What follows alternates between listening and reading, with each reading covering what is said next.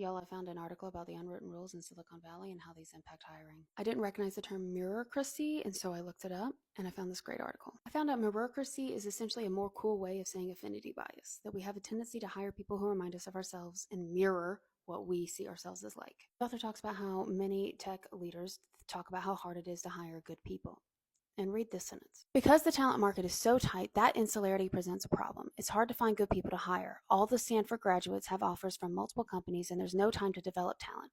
On the other hand, so many nice-seeming candidates seem to fail the interview process for trivial mistakes that fall under the catch-all category of culture fit. The person writing this article claims to be from the early days of Silicon Valley, has founded companies, and claims to be recognized by the White House, and they say themselves that they would not get a job in Silicon Valley today.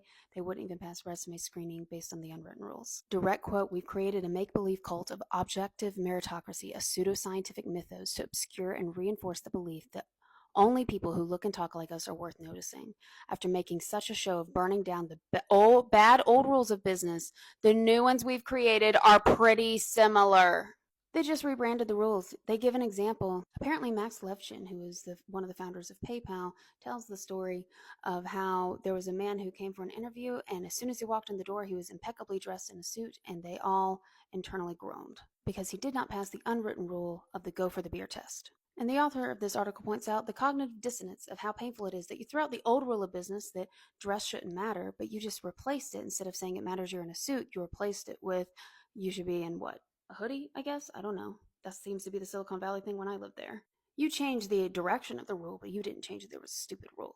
The article goes on to talk about how it's always put on the employee to learn the unwritten rules of the culture, and that it's always their fault, even though they're never told what it is. The author states that they're not making a moral case, they're making an amoral one. They said it's hard to argue with the fact that the Valley is unfairly exclusionary, but it implies there's a large untapped talent pool to be developed. Since the tech war boils down to a talent war, the company that figures out how to get over itself and tap that pool wins. This is why it's worth learning the unwritten rules of work for you. This is why it's worth it for you as a leader. This isn't just happy, feel-good stuff here. This has real implications. The author says the only way out of this is to, 1, write down the rules for everyone to see, and 2, have the self-awareness to know what you should enforce or not.